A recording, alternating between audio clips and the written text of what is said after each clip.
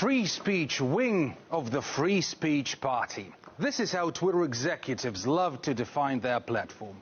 The self-righteousness of this is only matched by how far the Twitter executives are detached from reality.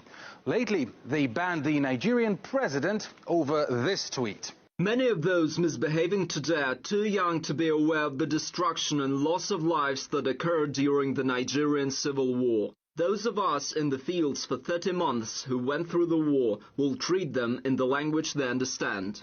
Twitter moderators may not be able to find Nigeria on the map, but apparently their interpretation of the country's history is more accurate than the president's, who obviously wasn't impressed, and his government wasn't taking any of that.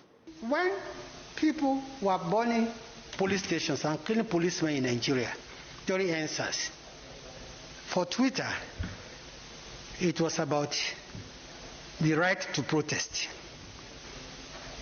But when a similar thing happened on the Capitol, it became insurrection. We are not going to be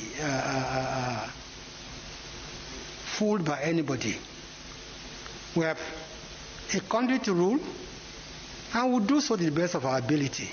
Twitter wasn't ready for that, and it is hard to judge them for it. They had already successfully banned one of the most powerful men in the world and got away with it consequence-free. Nigeria, though, did something about it.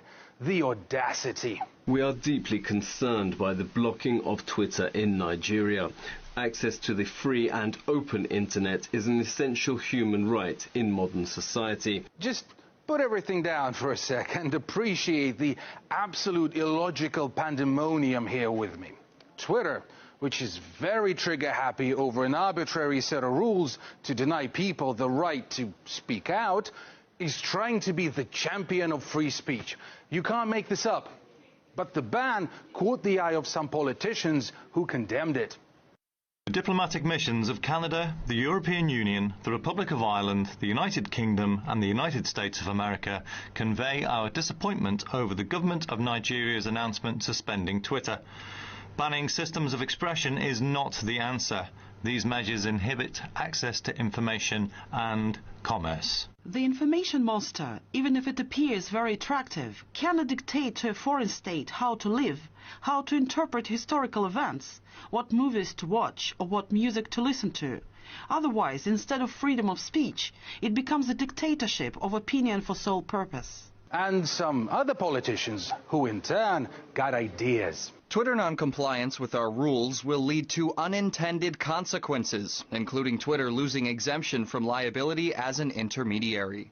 And perhaps more officials should take a closer look at Nigeria handling this.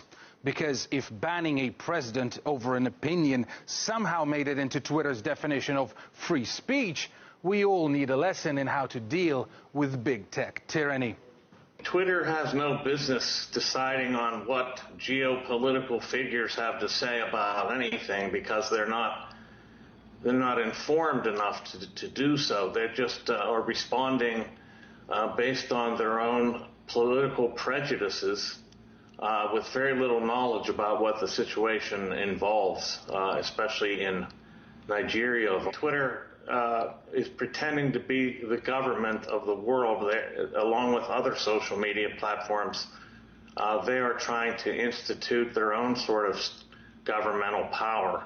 These social media platforms combined have more power than all the nations of the world, in effect, all the states in the world, in terms of political influence. So no, this is not surprising, and it's not unwarranted that these nations would be trying to curb Twitter's political power.